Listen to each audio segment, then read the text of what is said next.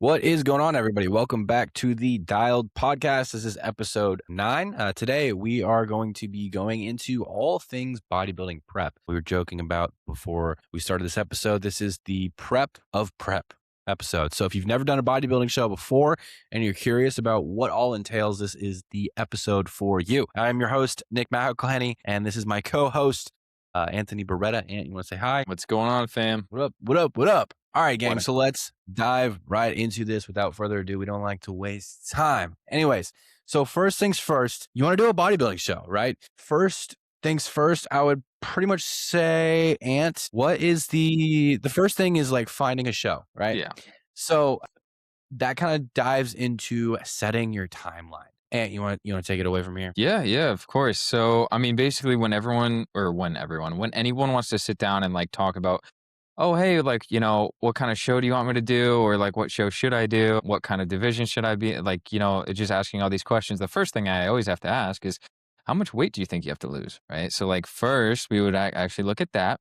And then that would be a pretty good timeline for when we would be doing a show. And then as far as the federation goes, it's like, well, I mean, what you would prefer, right? I usually do sometimes recommend, like for beginners, like start off in the OCB, especially if it's like, your first time competing, you just want to see how it goes. And then, kind of making your way into the NPC. Or you can always just start in the NPC. I mean, I started in the NPC. There's nothing wrong with it. It kind of just depends on like where you want to take it. If you foresee yourself getting an OCB Pro card, then of course the OCB division or federation is going to be the one for you. But if you're just wanting to take it to the next level, get that IFBB Pro card, you want to just like be that guy, then the NPC is going to be exactly like where we're going to go. And then as far as like creating kind of like a division for you per se, like say, or like a class like men's physique or classic physique or open bodybuilding. It kind of just depends on the frame that you have. And then I will of course give my own personal take. Like, hey, I feel like you have a really good like men's physique shape. You have that frame, you have it like that, the perfect look for it. I'm always going to give you what I feel like should be best for you. But of course, it kind of just depends on what you want to do. If you want to be that guy hitting all those like Arnold classics and front double biceps on stage, classic is going to be like the perfect one for you, or bodybuilding. And then, men's physique, if you're just going for that nice sleek look, that athletic look, that appeal, nice broad shoulders, tight waist, the whole nine. And then we kind of take it from there. But yeah, what about you?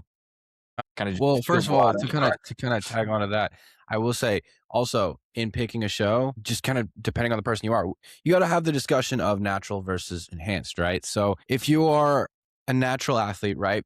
Typically, I would suggest going to do an OCB show or doing a natural NPC show. That being said, NPC overall, as a general, like rule of thumb, most people that compete in an NPC show is specifically if it's not a natural NPC show, they're going to be enhanced. So that's just one factor that you got to take into account.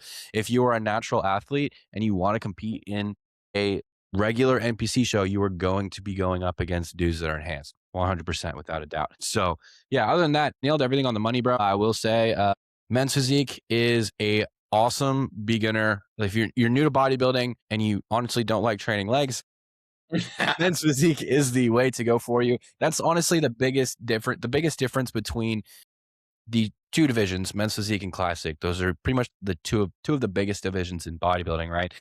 Classic, you're gonna have an overall like symmetrical build, right? You're gonna have big chest, wide delts, big back, wide lats, and overall just a good X frame. So legs essentially balance out the upper body as well, right? Whereas men's physique, for the most part, legs do come into a factor a little bit when it comes to judging criteria as far as like some symmetry is involved.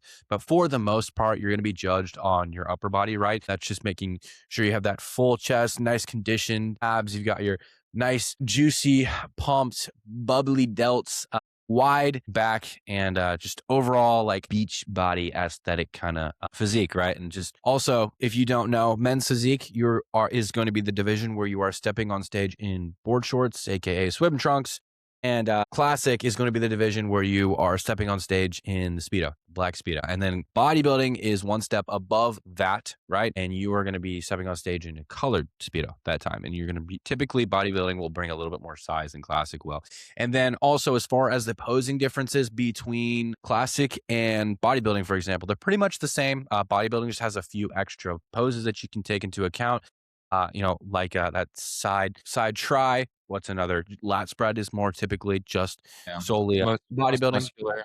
Most muscular, things like that, which a lot of people do think is classic, but that's a good kind of misconception. Like side try and some small poses like that actually belong to the bodybuilding physique category rather than the classic.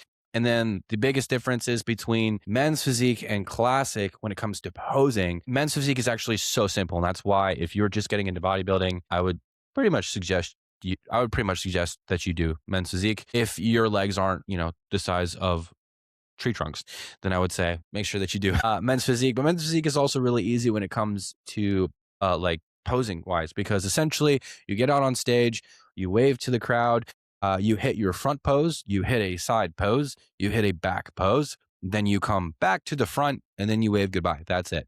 Whereas classic physique, you have a lot more when it comes to posing, right? Like you've got your front relaxed, you've got your quarter turns, you've got your back relaxed, you've got more quarter turns, you got a front double, you've got side chest, you've got back double, you've got favorite classic pose, like so many different poses to learn. Whereas men's physique, it's really just front, back, front. So that's why I strongly just encourage if you are new to the sport, men's physique is definitely one that I would look into. But yeah, and then circling back to timeline, just trying to figure out how much weight that you do need to lose. One kind of rule of thumb that I typically do when I'm coaching guys and when I'm setting their timelines is I typically think, on average, you're going to plan to lose about a pound a week, right? So say that you are 180 pounds and you need to get to, for example, let's say 175 pounds. You need to get to, for example, 155 pounds to hit your stage weight, your predicted stage weight, right? And, to lose that much weight, which is 20 pounds on 1 pound a week, that would typically take you 20 weeks. Now, on top of that, I would add a little bit of leeway, and then essentially just for expecting the unexpected, because don't really know what will happen in a bodybuilding prep. Some things can just pop out of nowhere. You also want to give yourself time for refeeds. And just spare time. So just because when you set the timeline, the absolute last thing that you want happening is to have to rush the prep and you end up getting like 8 weeks out and you still have like another like 10, 15 pounds to get off, and you just start like panicking and just throwing everything at the wall to try to lose weight in time to make the Exactly. And that's the last spot that you want to be in. So setting a timeline, a proper timeline, and giving yourself extra time incorporated into that timeline is super, super crucial to having a successful prep. So yeah. Anything you want to add to that, Ant? No, I think that's pretty much perfect, spot on. The only thing that I do have to add is like, you're essentially putting 20, 24 weeks aside for the idea that nothing can go wrong in those 20 to 24 weeks, when you have to be like, this is 20 to 24 weeks of like, okay, I could lose, like, I don't want to say this, but like I could lose my job, like, family members, like God forbid, you know what I mean? So it's like, you have to put that into account. I see way too many times someone gets into prep, then they're like, yeah, I'm going to do this in like 8 weeks. And it's like, no, you're not. Like, you have a lot of weight to lose too. And it's like rushing into something when you don't have to. It's like, oh, I don't want it to take 16 to 20 weeks. Well, it's like, all right, you're probably not going to get the best results then, right? You're going Yeah. to end up rushing. So that's what I see way too many times, honestly. Also, just starting prep at the appropriate time. I would say, just as a general rule of thumb, if you can't see your abs, you're not ready to prep yet. Do you agree? Yeah, that's a really, really good point. Yeah, 100%. Yeah, because a lot of people, they're still hanging on to a little bit of belly fat, and they're like, "Yeah, I want to do a bodybuilding show." Well, that's awesome, but you have to go through a fat loss phase first, right? Wait a minute. Yeah. Yeah, you got a little bit more to get off you than you think you do, bro. Yeah. So, yeah. Moving along the line, though, kind of entering the next segment here. You want to talk? I'll let you kind of lead it out. But commitment, I feel like when it comes to bodybuilding, especially if you've never done it before, one thing you probably will get blindsided by is the amount of commitment it actually takes. Like the dedication, and also just like understanding like this is an entire lifestyle change. It's not, and this is essentially anybody that's listening to this that's never done a prep before or isn't 100% fully locked in on their diet and their training. You got to understand this isn't just you cutting for 20 weeks. Like this is you adopting an entirely different lifestyle. This is you adopting the bodybuilder lifestyle. Like this is you eating like So many people, okay, let's bring up this topic, right? So many people in this day and age, just it's so normal to eat like crap. Anybody that's just eating chicken and rice or beef and rice or beef and potatoes, like just eating healthy, right? So many people reference that as a diet. I don't think that's a diet. I think that's just eating normal. Yeah.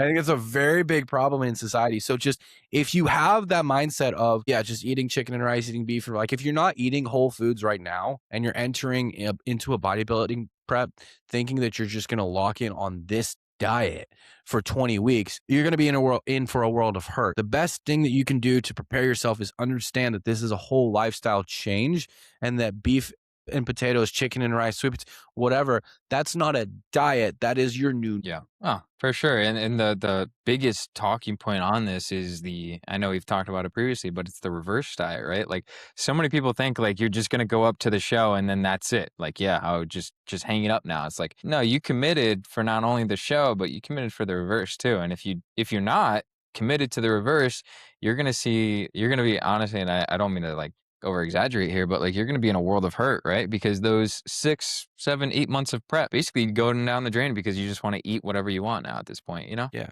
yeah, and hopefully the biggest thing that you would take from bodybuilding prep is actually that, the lifestyle change and, understanding and just taking the diet and everything that you learn from the bodybuilding prep and just continuing that after you get out. Like, by the end of it, you should love beef and potatoes and chicken and rice, and by the end of the show, after you have a couple of free meals, you should be so happy. Like, I swear so many people towards the tail end of the prep, they don't necessarily say like, "Oh, I want Reese's, I want ice cream, I mean, they do. Don't get me wrong. Like, it'll slap at Give the me end more of a beef, prep. bro. Give me And beef you're and rice. Like I'll take yeah. it. Yeah. Yeah. No, but not necessarily the amount of times I've heard people say like, "I'm not necessarily craving anything crazy. I just want more of what I'm already eating. I just want more potatoes. I just want more rice. I just want more sourdough. I just want more XYZ." I hear that a lot, and, that's kinda typically how you have to play it after the bodybuilding show is over, right? Like, you don't necessarily just go back to a Pop-Tart and chocolate milk diet. You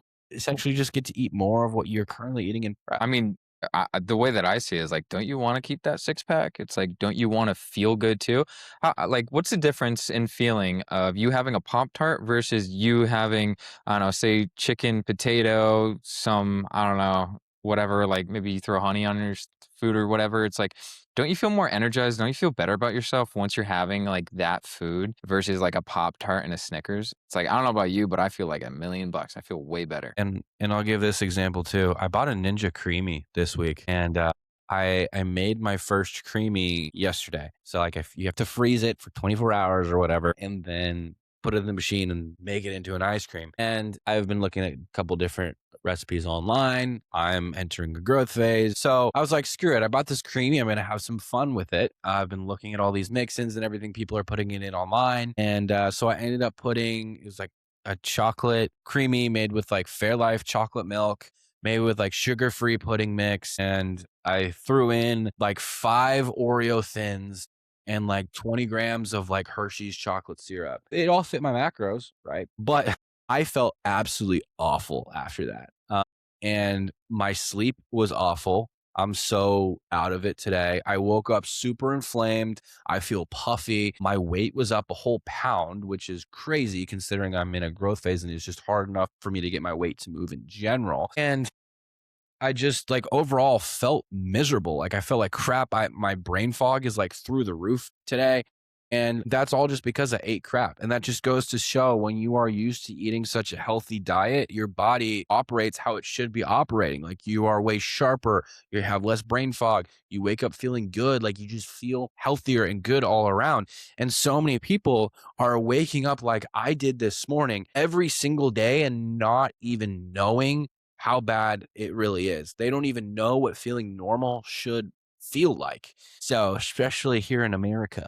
Yeah, isn't that crazy? It is so crazy. I So tried the same exact thing, man. I tried almond milk and sugar-free Hershey's syrup. Like, this was like I was like 3 weeks out from my bodybuilding show, and I was like, "Dude, I wonder if I could get away with just like a little bit of this." Dude, I felt like crap. Like I felt like, yeah, I did not feel good yes, whatsoever. yeah, exactly. There's this meme, I guess there's this Instagram reel going around, it's like trending, and it's just like, let's say, it's just like locking in so hard, locking in my diet so hard that anytime I eat off plan, I just get diarrhea. It's like, Yeah, no, yeah, real yeah. it's real. Yeah. No. Yep. So, also, you kind of mentioned before we started the podcast when we were kind of outlining it, when you get into a bodybuilding prep, you kind of have to close some chapters. You kind of want to go into a little bit more detail what you meant by that? Yeah, yeah, 100%. I mean, as I was talking to you about it, like I was talking about this to one of my clients who was interested in doing a show, and he was like, "Oh, I just have so many things going on in my life right now. I just feel like I can't really commit to it, but I really want to do one." And at the end of the day, not gonna lie to you, doing a prep is a lot, right? But it's a lot, but it's gonna be one of the best things that you do for yourself because the growth, the personal growth, not only like physically, but like mentally as well, will take you to a whole nother level. So I tell everybody, like at least like give it a shot, like one time, right? But what I was telling him is you have a book in front of you, right? And you have all these different chapters that are open in your book right now. Technically, right? Quote unquote, this is an analogy for how many chapters you have open in your life. Some of these chapters you have to close, not fully close off. You can always return back to these older chapters, but just like keep in mind that you're going to have to potentially close some of these chapters in order for another chapter to be written, right? So like your bodybuilding chapter, I'm not going to lie, like this side hobby of yours that's taking up like 10, 12 hours of your day, it's like that might have to be pushed to the side. Like some of these like get-togethers with friends and family, even though like yeah, you want to like go out there, you still can, but you might not be able to enjoy it the same way you would if you weren't on prep. So sometimes you're gonna have to close other chapters to really like focus on the chapter that is most important to you right now. So that's what I think, my personal Yeah, take. well said. And I've kind of hit on the bucket analogy, I think, a uh, couple of times on this podcast. But if this is your first time here, essentially, the bucket analogy is in life, you have three buckets, right? And you can only fill three buckets at a time. And anytime you try to add a fourth bucket, you pull from the other three buckets. And the three buckets are just life, right? Like one bucket may be relationships, a second bucket may be your job or your business. And then the third bucket may be bodybuilding, right? And so anytime you try to start a fourth bucket, like the fourth bucket being like, family time, for example, something like that, or some sort of other thing in that realm, you will pull from the other. Like you will have to sacrifice a little bit of one bucket in order to fill that bucket, if that makes sense. So yeah, that's the bucket analogy. we have talked about this previously too, which is surrounding yourself with like-minded people. But like, if you do decide to take this new chapter on in your life, like make sure you are surrounding yourself with people who support that chapter, right? So it's like, I would never, if one of my friends is like, "Hey man, I need to log in with a show," and I know that he has a drinking problem, I'm not going to take him to a bar. Right? Like, you know what I mean? And I see that happen so many times. Like, yeah, my friends want to go out. Like, how do I balance both? And it's like, you can, but also like, are your friends that you go out with like egging you on to go drink with them? Or are they just like, yeah, I just want to hang out with you and spend time. Right. So there's a big difference. You find out really quick who your real friends are. Yeah. And That's that's also what honestly, makes it so great. yeah, I was going to say that. Yeah. Yeah. That's what makes prep so great. Yeah. Yeah, it's really life changing. It's probably going to be one of the hardest things you ever do in your life, but also at the same time one of the best things you will do ever do to challenge yourself. So yeah, moving down the line, another thing to expect is just kind of like how prep progresses, right? So obviously at the start of prep, it's going to be really easy. It's going to be a lot easier at the start of prep than like 3 weeks out, right? But gradually over time, over the course of 20 weeks out. And if you have a coach, you check in with them usually like once a week, and they're making an adjustment every single week to keep you trending and on track for your show. But basically, throughout the course of however long your prep is, gradually food starts to go down, cardio starts to come up, depending on your coach, steps start to come up, and it just gradually gets harder and harder and harder the closer you get to that show date. But just kind of expecting that and knowing that it is going to be a struggle and it's going to be a dig, but that's kind of what makes this such an amazing sport, is that it's not easy. And a lot of the times you don't want to do it. You don't, like, I love doing fasted cardio, but like whenever I wake up first thing in the morning and the first thing I have to do when I get out of bed is go jump onto a Stairmaster for 40 minutes, you're telling me that I'm going to wake up every morning super excited and ecstatic to do that? No, that is just not a reality. I dread it. And I'm like, before I get on that treadmill, I'm just staring, or the Stairmaster, I'm just staring at it like, Yeah. Here we go. But I'll tell you, as soon as I get as much as it sucks getting started and getting on there, once I get off, there's no better feeling of accomplishment. And like I think that right there, and I've talked on this before, but like I think that right there is what brings out true confidence is telling yourself you're going to do something, telling yourself you don't want to do it, but then doing it anyways and establishing that self discipline and just essentially telling yourself you are the person that when they say they are going to do something, they get it done. That itself, I say that in itself boosts confidence 100%. That's what creates confidence. Yeah. It's keeping your word to yourself, It's like keeping your own word. Yeah, definitely. 100%. So, yeah, next thing I want to kind of talk about though is just like posing because that is definitely a big thing that we need to hit on. And I've seen way too many people jump up on stage and they have a great package, a great physique, and their posing is just awful, Mhm. awful. And that can 100% make or break you on stage. Like if you're on stage and you are the most conditioned person on stage and your posing sucks and the person next to you on stage who's runner up is a little bit less conditioned, they don't look as good as you, but their posing is freaking mint. More than likely they're going to beat you out and they're going to win just because their posing was better. And at the end of the day, posing, what it should do too, is it should highlight your strong points and hide your weak points, right? So, for example, just angling your body in a little bit of a different way to make your waist appear a little bit smaller, hide your weak points, kind of things like that. But there are a lot of, well, first things first, I'll ask you, Ant, when do you think is the right time to start posing on a regular basis? How many weeks out? Man, I mean, I always tell my guys like the sooner the better. Like my biggest mistake in my very first show ever was just like doing my posing like a month out. You know what I mean? Like rushing it. So the way that I always utilize this is I sometimes start to utilize and like actually put posing in your plan for like cardio because technically that can be counted as cardio. So what I like to do is like once we get about like I would say 12 weeks out, I start implementing it as like a cardio thing. So, you could get your need up that way and burn off some extra calories and, actually like practice what you're going to be doing on stage. You're not going to be practicing the stairmaster on the stage, right? So, having a form of cardio that you're actually utilizing on stage is going to be beneficial. So, I mean, I always say like the sooner the better. So if you're like, hey man, I want to lock in do a show, I'm like, all right. So let's do a quick posing session next week. I'll show you exactly like what I want from you we sign up for men's physique, right? You want to do men's physique? Cool. I'll show you the poses. I want you to work on them. And then like we'll start to like sit down probably on a I don't know, bi-weekly basis, just getting it settled down. And then once you're like 12 to 16 weeks out, like that should be a priority, like really locked in, like, you know what I mean? 12 to 16 weeks out. So Yeah. And definitely, like when you inevitably when you step up on stage, you should have over 1,000 reps at that point of that routine. So that way, when you do step up on stage and you're blindsided by all of the lights on stage, you can't even see. The world just kind of goes dark because you kind of tap out from adrenaline. You should be able to hit that posing routine 100% via muscle memory, right? Especially when you get up on stage for the first time, you are going to be so nervous. It's going to be really intense. You're getting out there in either your underwear or board shorts in front of hundreds of people. That's scary.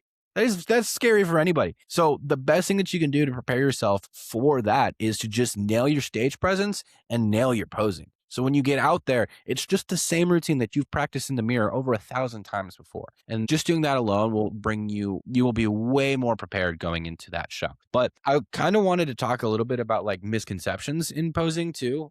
I had one of my guys actually, he's like 9 or 10 weeks out right now. He sent me a video of his posing routine a couple days ago. And I was like, dude, are you flexing your chest? And he was like, yeah, man, like I can flex it harder. Like, sorry, like just, and I'm just like, no, no, no, no. Like, I don't want you flexing your chest. So like, that's a big common misconception. A lot of people, when they practice their posing, they just think like, oh, I need to flex everything. I like it's 100%. Really, the only thing that you need to be flexing when you're on stage, especially just for men's physique, is like abs, really. Abs, and then you're just trying to like angle your position your body to where you're showing your delts, I'm making them look nice and bubbly. You're getting your back as wide as you possibly can. That's another very big misconception is like when you're doing back poses, like a lat spread or a back relax or just a back pose in men's physique. A lot of people think, okay, I need to flex my back, so I'm gonna like pinch my shoulder blades back and like really try to like flex it. When in Yeah. reality, like no, like you No. you want to do the opposite. You want to drive your shoulder blades out as far as you possibly can, and instead of retract, protract, and just try to get those lats and those shoulder blades out as wide as you possibly can to get your back to look as wide as you possibly can. That's a really big thing. And then on top of that, just like that will improve your overall flow and also just like flowing, not necessarily rushing through your routine. Now, that being said, I like to give a cue as far as like timing goes, because a lot of people, when they get up on stage for the first time, they get super flustered, they get really nervous. Again, they get blinded by the lights and they get up there, they do the routine and they're just like, okay, boom, boom, boom, boom, boom, boom. And then they jump off. They just turn in the flash up there and just just zoom through it and then sprint off Get me stage. out of here, yeah. Yeah, like give me like I'm ready to be done. Slow it down. You need to go slow. You need to make sure like pose like stage presence is everything. You want to get up there confident, controlled, like you want to be smooth, like you want to what do the kids call it nowadays? Like you gotta aura farm when you get up. Jesus. I always say And Papa Don. yeah, yeah. But one cue that I like to give, just so that you make sure you don't rush it, and specifically in men's physique here. But when you go into men's physique, like I said earlier, essentially all you're doing is like a front, a side, a back, and then another front pose, right? Front, back, front, is what I like to say. So when you get out there, you're gonna wave and then get into center stage. Center stage is gonna be marked by like an X on the stage. So you're literally gonna walk out from the side of the stage. And then one thing I will say too is you are being judged the second that you are walking onto the stage, right? So if you think that when you're walking from backstage up to that little X that's in the middle of the stage, that you're not being judged, you're wrong, right? So make sure that you walk confidently, make sure you keep your chest up, make sure you keep your abs flexed. And then that way, when you do make it to that X, you're confident, controlled, you set up, and then obviously they're going to be a little bit harder, but just know eyes are on you the second that you step your first foot on stage, right? And then what I'm trying to say here, the whole reason I wanted to tie this together is when you get up on stage, men's physique, when you hit that front pose, to stop you from rushing through it, I want you to imagine that you have 3 judges in front of you, right? You have 1 judge to the front left of you, right? You've got 1 judge directly in front of you, and you've got another judge like front right of you, okay? So all you're gonna do is just hit that front pose. Another thing that I like to cue for people is you don't want an RBF on stage, right? You want to look like a friendly pal, right? But confident at the same time. So get in the habit of, and this might sound a little silly, but get in the habit of when you're practicing your posing, you need to be breathing out, right? Breathing out and letting all of the air out, especially to kind of like make sure your abs are nice and tight, make sure everything's nice and tight and controlled, and you're bringing your best package. But when you're breathing out, get in the habit of just breathing out through your teeth and smiling, right? So when you get up on stage, breathe out through your teeth, smile, and then look at judge number 1 to your left, and then go 1, 2, 3. Look at the judge in the middle, then go 1, 2, 3, and then look at the judge on the right, and go 1, 2, 3. Then transition to your side pose, which is typically like a Ventura step, if you know anything about posing. And then that necessarily doesn't have to be held quite as long. And I just kind of feel that one out. And then coming to the back, you're gonna do the same exact thing. 1, 2, 3, 1, 2, 3, 1, 2, 3. I wouldn't necessarily look at the judges and turn your head because your back is facing the judges, but I would still keep that same tempo, that same count in your head. And then same thing when you come back to the front, nail that front pose and look at all 3 of the judges, put your hand up, wave, walk off stage. So yeah, that was one cue that I got forever ago that really helped my stage presence. Yeah, I don't think people actually realize like they're being judged on that too. So I think that's another misconception as well, as like your stage presence is going to be judged whether you want it to or not. So it does play a role into the overall judging of you. So yeah, like Nick said, it's like, put it this way too, is like you're putting in all this time and effort, all this money, mind you, to hop on stage for like, I don't know. I mean, it kind of depends, like routines, 15 depends, men's physique, right? Classic, 60 seconds, classic, men's physique around 15 seconds. but, like, you're spending all this time and all this money. Don't you wanna, like, go on stage and bring the best package possible? And I feel like the best package is you smiling. Granted, yeah, like, you wanna go there and win, but, also at the same time, it's like, have fun with it, you know? Have fun and show off your hard work. Definitely, definitely. And you brought up spending money. I think that's what we should dive into Yeah. next is how Yeah, let's much do it it. actually costs to compete in a bodybuilding show. I feel bad for the females on this one. Gosh. Yeah, it's Yeah. so much worse for the girls. But for guys, at least, first things first, you got to consider having a coach, right? So I will say, factor that in. Most coaches, typically, especially for like competition, most coaches will charge like on a month to month basis. Now, it is possible to self coach, and if you're listening to this podcast, hopefully that helps you in doing so. But at the same time, I really would strongly suggest for anybody out there, especially if it's your first prep, like to just hire a coach. There is so much to this that you don't know. And, I would definitely say it's worth the time, the money, and the investment to take all of the guesswork out of it and just be able to have somebody give you a plan that you know will work. And not only that, have somebody in your corner who's backing you 100%, wants you to do as good as you possibly can, and just, makes your life so much easier. But that being said, most coaches, they typically, dude, I've seen some coaches charge as much as like 600, $700 a month. Typically, most bodybuilding coaches will charge anywhere between like two to like $400 a month, I would say is about the average. And then, yeah, that's just coaching. You have anything you want to add to that? I mean, all I gotta really add to that is like I've been doing this for a hot minute, and I know you have been too. And it's like I still have a coach to this day, and I don't regret any of the coaches that I've ever had, even the bad ones, because it's like they showed me personally. I know it's a little different, but like what a good coach really should bring to the table. And then also another point on that is like no coach was really a waste of my time or money because I got to learn from it. And still as a coach to this day, like, yeah, I could technically self-coach myself, but it's so much nicer having someone else do it for you. All the dirty work, you know what I mean? So And there's a lot of dirty work, and that's why me and Ant are blessed enough to be able to make a career out of this. Because there's a lot that goes on behind the scenes. So yeah, if you think it's going to be easy, it's really not. Just the prep alone is hard enough as it is. Having to make all of the calls and have the plan and everything yourself just adds another variable of stress to the table. But it is possible, and this isn't just us trying to sell you on coaching. But yeah, no. anyways, coaching is one factor, so you can kind of factor that in, that monthly price. Another thing you really have to take into account, and this is really where money starts to stack up. If you're competing in the OCP or OCB or the NPC federations, you have to purchase a card or like some sort of like essentially like proof of membership so that you can just enroll in a show, right? So typically those, I don't know how much It's like OCB is like, 100 something, pretty sure. yeah. I think they're like 150, $200 just to be able to join the federation. And then on top of that, you have to pay for the actual show. And it's not just one price. You're not just paying, you're paying for the card or the membership.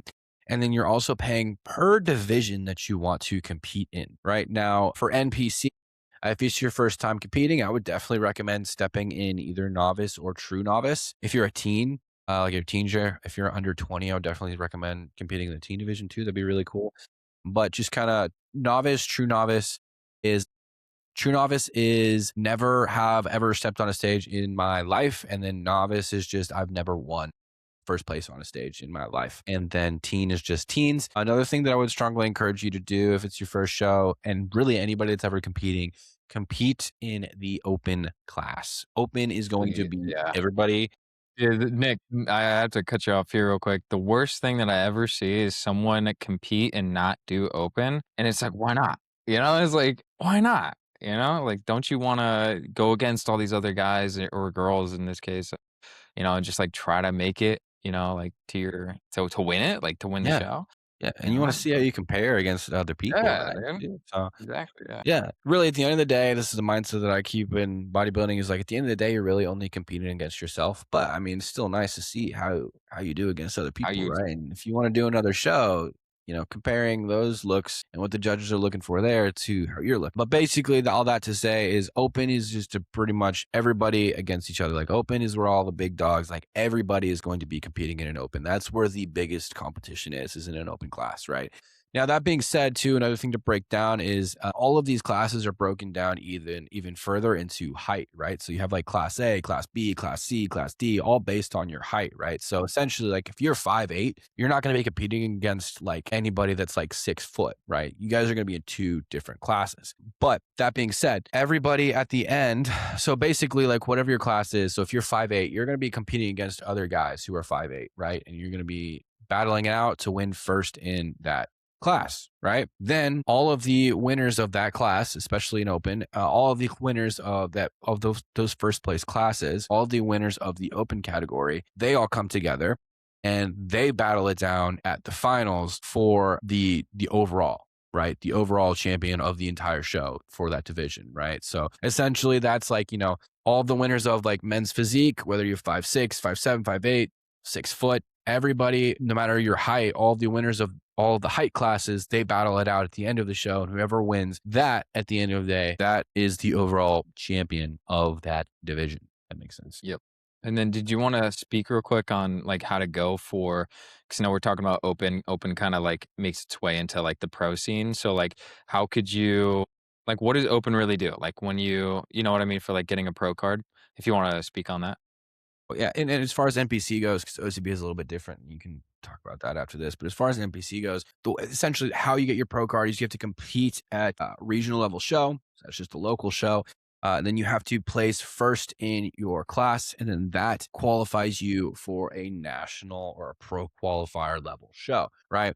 And then depending on the show, then you can go on. If you win that, then you can go on to basically an NPC. You don't win your pro card off of one show. You have to win that regional show, and then you can go on to a national or a pro level or pro qualifier show. And then if you place, it depends on the show, depends how many pro cards be handed out. But if you place first or second, then that is when you win your pro card in that show. And then if you win your pro card there, obviously then you become a pro, and then you can compete in pro level shows. And then if you compete in a pro show and you place first, then you qualify for the Olympia.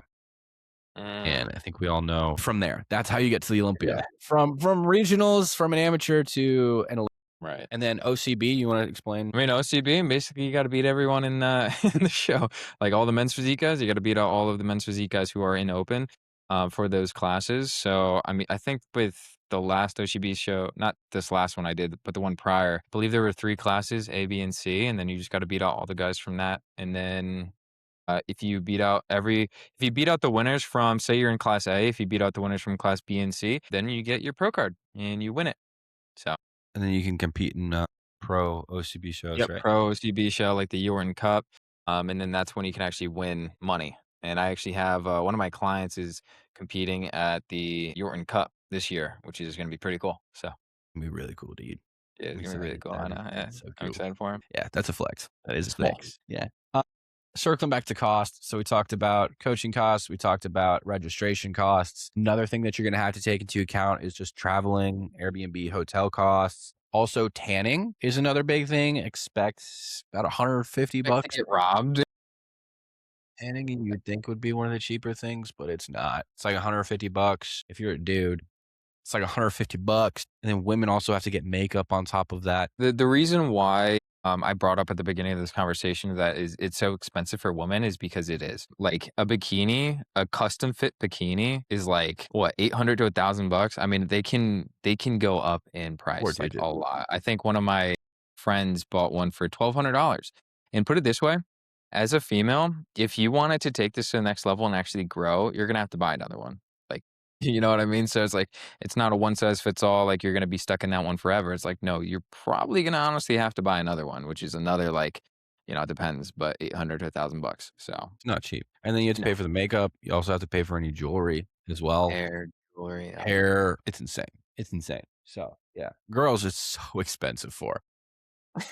I will say though, if you're following NPC, the new fit model division is a Mhm. little bit of a step below bikini now. Their suits are a lot cheaper. They're not super bedazzled or anything crazy. They're just really basic suits. And those, I think they go for about like 80 to like 120, if I'm not mistaken. Not much at all. Yeah, Yeah, so it's a not lot nearly as cheaper much. compared to Yeah. like the bikini suits, which can be thousands of dollars.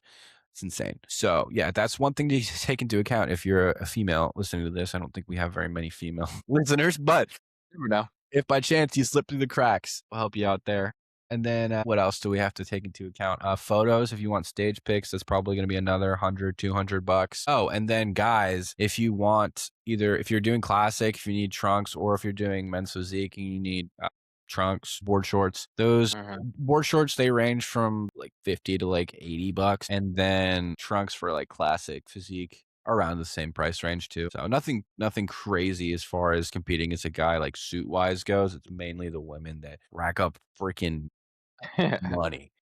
So yeah, I think that's all of the expenses that I can really think of off the top. Well, another expense is too, like, travel for the Yeah, I think I show. hit all that. But just yeah, Yeah, travel, Airbnb, hotel. maybe, yeah, hotel, yeah. And, like, when to actually, like, prep for that, so I did we talk about that at all? I No, don't think so, go right? for it. Yeah. And, well, I mean, on my personal take, like, get there early, right? Like, I at least, for my last 2 shows, I got there show was on a Saturday, I got there on a Wednesday, or did we get on there? No, we got there on a Thursday? I think we got there on a Thursday. Yeah. Yeah, Thursday, Thursday. yeah. 'Cause we had your last lift. It really just depends on, like, the travel that you have.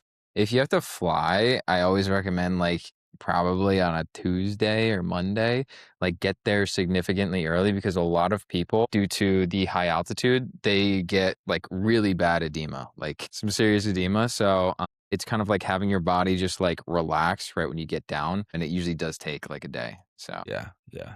Good words, good words. But yeah, at maximum, I would say like most shows are Saturday, so definitely get in there at least Thursday. If you don't know, typically the way it goes is if you're competing Saturday, your last actual lift is going to be on Thursday. The whole day prior to the show, you're just focused on relaxing, getting food down, getting the cortisol down, and also the day before your show, you're also getting your tan. You got athlete check-ins. You're just overall doing all of the small things like you're shaving. Ideally, you should shave before the day before the show. I honestly never did that though. I was always like the type of guy, like if you register for like to get tan, they'll send you a nice pretty email that says like, do this, don't do this, don't do this, don't yeah. do this, don't do this. And one of the things that says don't do this is like, don't shave right before your tan. And guess what I always did? I always ended up procrastinating and shaving right before my tan. But I've never honestly, I honestly just shaved with a like, we're all dudes. I shave with like a like a Manscaped. It doesn't get you the absolute like cleanest, like not like baby face kind of type shave, but it gets it pretty freaking low. And I've never honestly, I've never had any problems with the tan from doing that combo. And I always am shaving like right before. I use a one blade. Yeah, one It's blades are great too. pretty Actually, I use a combo of like both. combo. Yeah, yeah. Yeah. Yeah, I remember, like, my first ever show, I was trying it with a normal razor, and I was like, "This is ass. Like, Don't this is do gonna it. take all day," you know, and it's I don't know. I didn't like that, but yeah, talking about the tan, like, how to secure the best tan, I feel like this isn't talked about, which is exfoliating. Mm. Have you ever toyed with exfoliation or not really? No, I kind of already exfoliated regularly. Mm. I really don't anymore. I need to probably should start doing that again. Yeah. Yeah, no, I've heard of that, but I've never actually done it myself that much. But yeah, you wanna take us through your skincare routine? Yeah, yeah. Well, my skincare routine. Well, this is for like bodybuilding shows, right? Like you want to be able to secure the best tan. And if you think about it this way, right, your body starts to not generate, but like, dead skin cells start to fall off your body, right? And a lot of times it has nowhere else to go but to stay on your body, right? So exfoliation is going to actually, pick up all that dry, dead skin off your body and it actually secures a way better tan if you do it. I always do mine, like, say my show's on a Saturday. I always do start exfoliating the Saturday prior, and then I stop the night before my first coat of tan. I always start off like soft exfoliation, then I go into medium, heavy, medium, and then stop usually. So like that's the way that I typically do it, just to give my body like a little bit of a build up into it because you don't want to just like do a hard exfoliation the first day.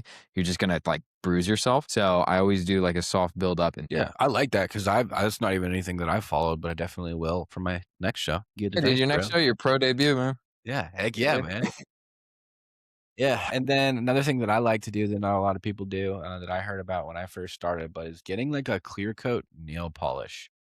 Yeah. It's not weird, I promise, but like get like a clear coat nail polish and put it on right before your tan. You can do your toes if you want to do your toes. I usually just do my fingers. I don't look at my feet. Nobody else needs to be looking at my feet. Okay. So, but I just put that on right before my tan, and that stops the tan from like one thing that will happen with a spray tan is it'll get like in between, like underneath your fingernails and like get all up in there and like stain your fingernails. And it's just kind of like ugly. So if you just put that clear coat on, it will help keep your fingernails nice and pretty. And yeah, but that is one thing too. Like some tan people, they know to kind of like avoid your nails a little bit when they're tanning you, but still can't hurt. And that's kind of something that's helped me that I've always kind of really done. Doesn't really take much out of you, but yeah, it's not a super Something huge I thing. learned the hard way in my not my last show, the show previously is tell them exactly like the level of tan that you want. The first, but my show in, oh my God, was it May?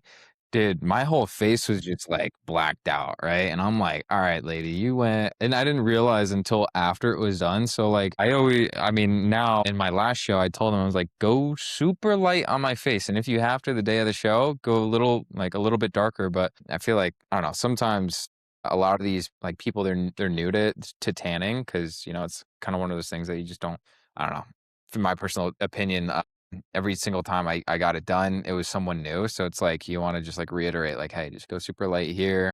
Cause this is your tan. This is your big day, right? So you want to make it the best. Don't assume that they're professionals because most of the time they're not. But yeah, and then that varies so much. Like you'll have sometimes like with you on your face, for example, like I've gotten tans where they don't even touch my face. And then I just look super freaking toasted down there. And then I look like a ghost up top. So yeah, that's one thing that I would do is just I would definitely say like make sure that they like spray your face a little bit, but make sure that they don't spray it nearly as much as they spray your. But I personally I like a little bit of tan on my face to make the spray tan look decent. 100%. Yeah, I'm not saying don't get your face tan. Just Yeah. make sure it's not pitch black, you know? No, for sure. Yeah. No, you looked insane, dude, in the best way Thanks, man. possible. You were a little dark. Yeah. So, yeah, and then, um, as far as, like, what to actually expect on show day, I feel like we pretty much kind of covered everything.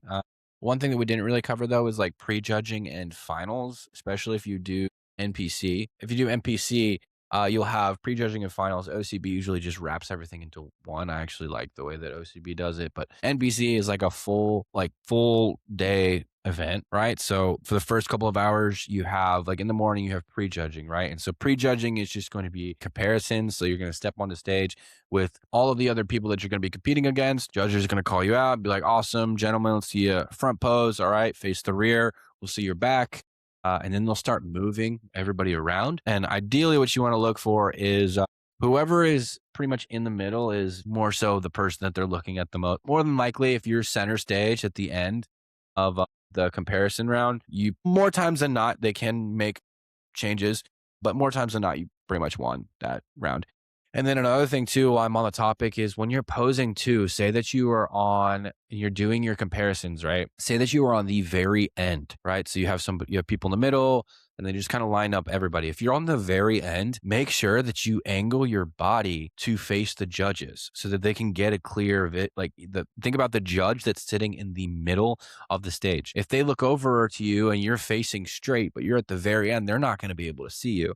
So what you have to do is angle your body and just angle yourself like 45 degrees and like face the judges and hit your poses that way. Make sure you like just yeah, angle it in essentially. But yeah, then that is the comparison round and then that's pretty much all prejudging is. And then there'll be a big intermission like halfway through the day. And then they'll call you back for finals at like 4 o'clock or so.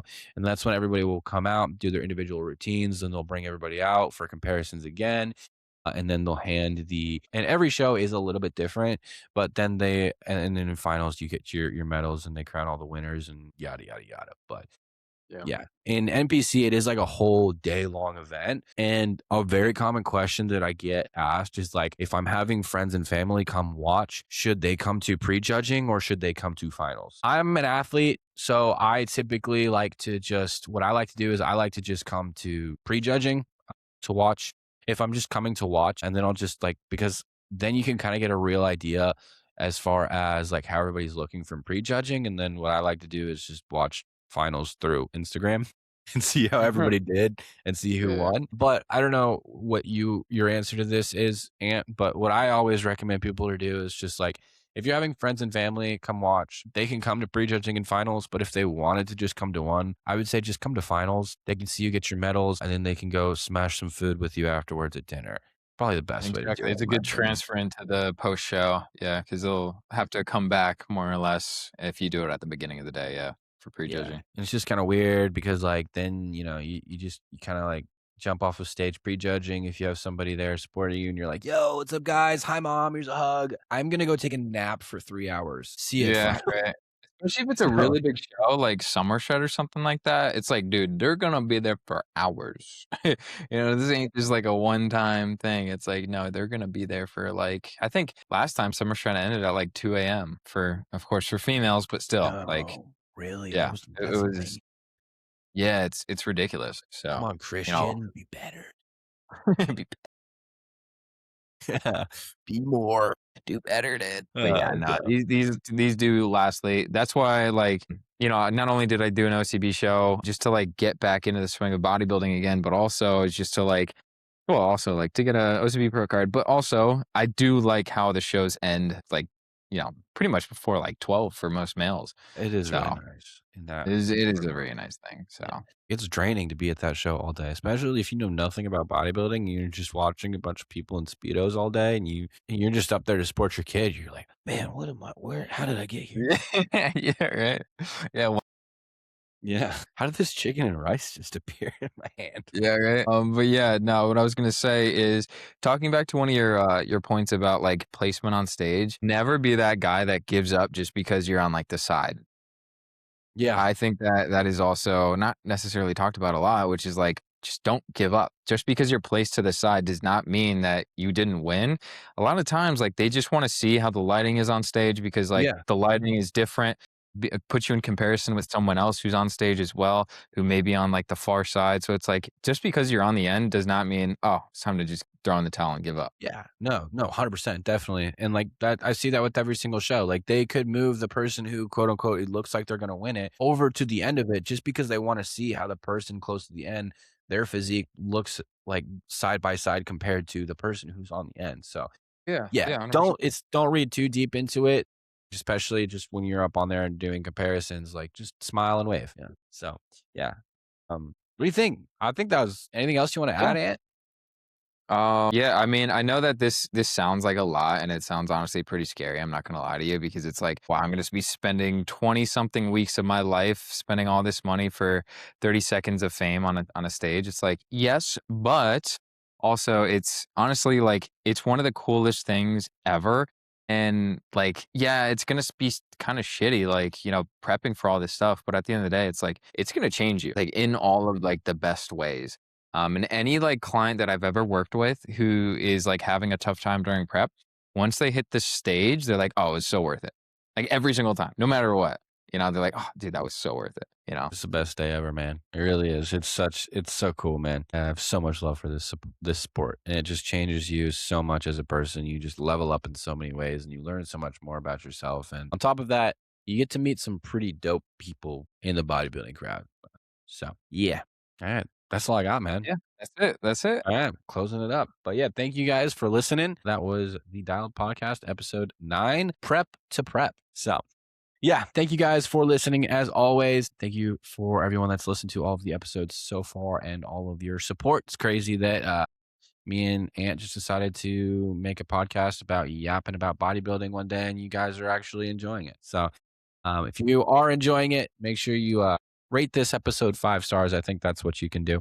And go ahead and give us a follow on Instagram if you aren't already. Our podcast Instagram handle is at the Dialed Show, right? Or is at Dialed Show? Dialed show. Yeah. At Dialed Show, short and Yeah. sweet. And then my Instagram is at Nick McElhenney. That's NickMcElhinny. Yeah. If you want a quick plug, it's Coach Beretta. Oh, wait. Is it Coach Beretta? Yeah, it is. It is Coach Coach Beretta. underscore Beretta. I forgot there's an underscore.